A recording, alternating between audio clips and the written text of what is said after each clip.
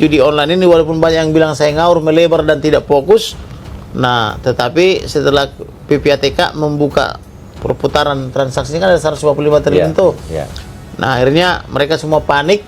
Ada yang kirim mobilnya ke rumah mertua, ada yang ke kerabatnya, atau mungkin ke rumah lain gitu. Pokoknya kalau wartawan lewat tinggal satu lah mobilnya, itu mobil dinas kan begitu. Nah, inilah yang saya sebut kemunafikan. Saya mau mencegah jangan seperti ini dong. Kita mau membangun negara ini dengan sistem yang bagus, dengan SDM yang bagus, mental yang bagus, tapi juga penggajian yang bagus supaya mereka tidak mengabdi kepada mafia. Nah, faktanya Singapura bisa.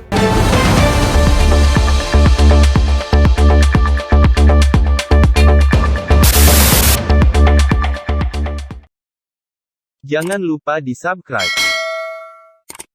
Pengacara Kamarudin Simajuntak menyebut pelaporan dirinya dan Uya-Kuya buntut konten polisi mengabdi mafia dilakukan karena pelapor merupakan antek-antek Ferdi Sambo. Pelapor membantah tudingan yang dilayangkan Kamarudin tersebut. Kuasa hukum pelapor Muhammad Mualimin mengatakan kliennya yang bernama Julian tidak pernah bertemu dan tidak memiliki hubungan dengan mantan Kadif Propam Polri Ferdi Sambo.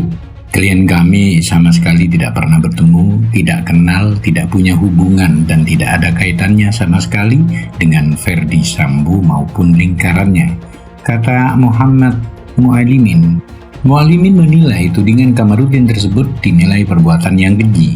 Selain itu, sikap Kamarudin dinilai melemahkan warga negara untuk memenangi hoax. Bahwa terkait pernyataan Kamarudin Simajuntak yang menyebut klien kami sebagai orang suruhan Ferdi Sambo merupakan tuduhan keji yang mencoba mencoreng atau melemahkan niat baik klien kami sebagai warga negara yang memerangi hoax.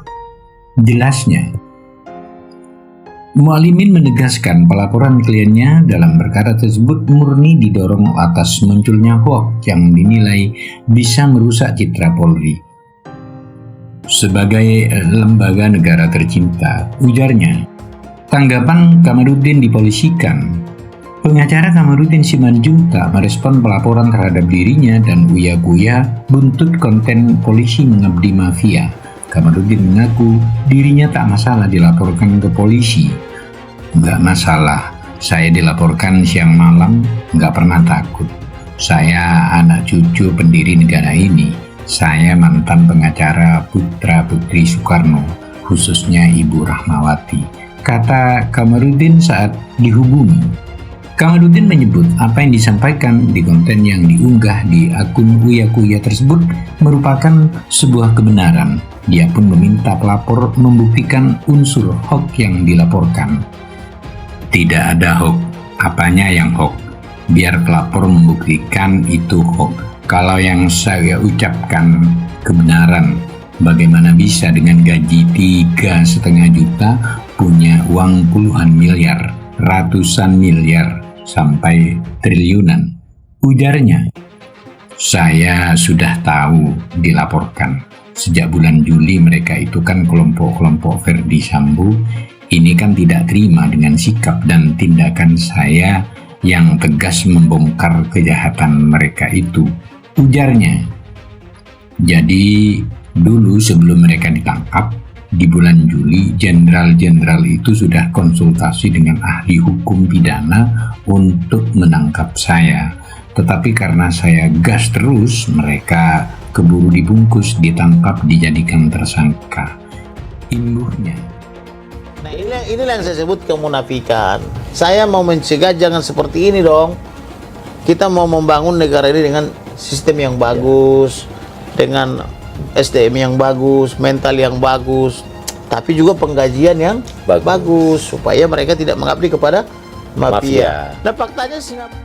Kamarudin menegaskan apa yang disampaikan dirinya merupakan bentuk kepedulian terhadap negara dan aparat penegak hukum.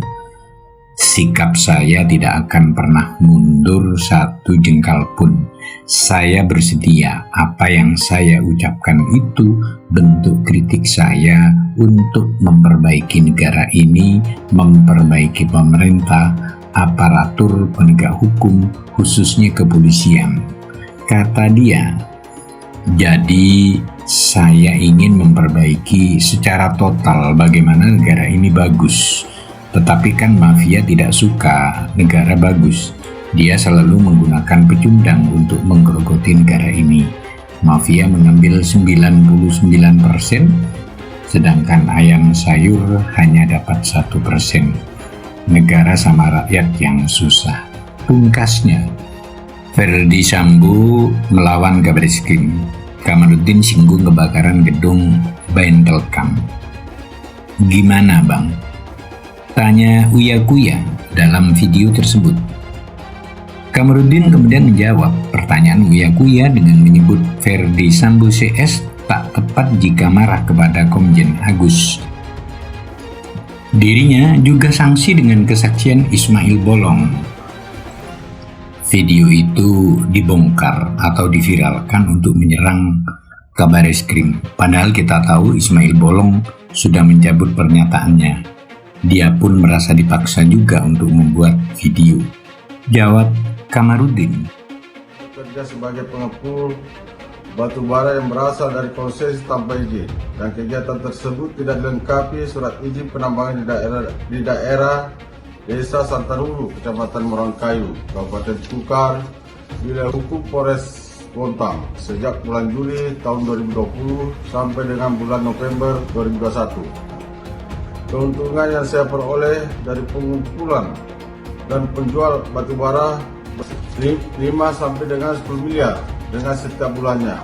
Terkait kegiatan yang saya laksanakan, saya sudah berkoordinasi dengan Kabareskrim, yaitu ke Bapak Kabareskrim Komjen Pol Agus Sarjanto dengan memberikan uang sebanyak 3 kali. Dan untuk koordinasi ke Polres Bontang, saya pernah memberikan bantuan sebesar 200 juta kepada Kasat Reskrim Bontang. Menurut Kamarudin, video pengakuan Ismail Bolong tersebut juga perlu dipertanyakan.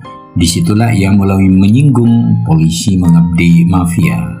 Pertanyaannya, kenapa baru sekarang dibuka? Kenapa nggak dari dulu? Karena itu kan sudah video lama. Kalau polisinya polisi mau memberantas kejahatan polisi, kenapa nggak dulu? Kenapa tersangka terdakwa baru ungkap itu? Ujar Kamarudin. Kalau jujur, memang polisi di mana-mana rata-rata melakukan perbuatan itu.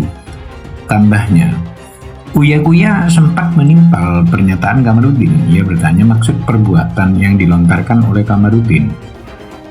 Maksudnya begini, polisi rata-rata mengabdi kepada negara 1 minggu, 3 minggu lain itu mengabdi kepada mafia. Kita jujur, nggak usah hidup munafik. Makanya polisi banyak hartanya. Jawab Kamarudin.